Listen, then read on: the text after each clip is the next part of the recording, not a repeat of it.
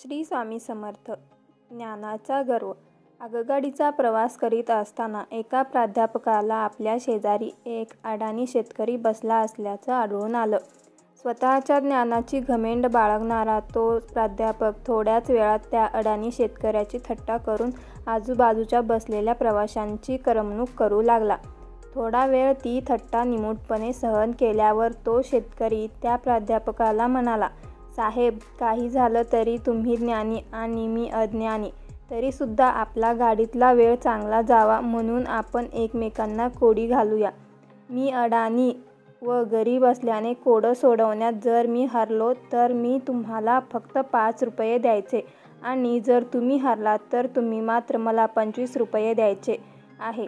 कबूल? हे ऐकून तो प्राध्यापक आनंदला आणि अवतीभोवतीच्या सहप्रवाशांवर छाप मारायला ही सुसंधी आपल्याकडे आपणहून चालून आली आहे असा विचार करून त्या शेतकऱ्याला म्हणाला, तुझी कल्पना मला मान्य आहे.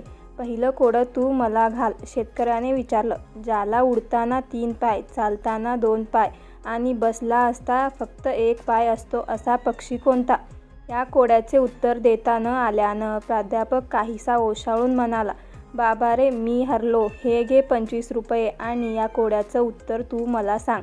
प्राध्यापकानं दिलेल्या 25 रुपयांपैकी 20 रुपये स्वतःच्या खिशात टाकून उरलेले 5 रुपये त्या प्राध्यापकाच्या हाती देत तो शेतकरी म्हणाला, मला सुद्धा या कोड्याचं उत्तर देता येत नाही म्हणून मी हरल्याचे 5 रुपये तुम्हाला देत आहे. एक अडाणी शेतकऱ्याने हातोहात चकविल्यामुळे फजिती पावलेला तो प्राध्यापक झटकून तिथून उठला व दुसऱ्या डब्यात गेला. तात्पर्य: ज्ञानाचा गर्व करू नये.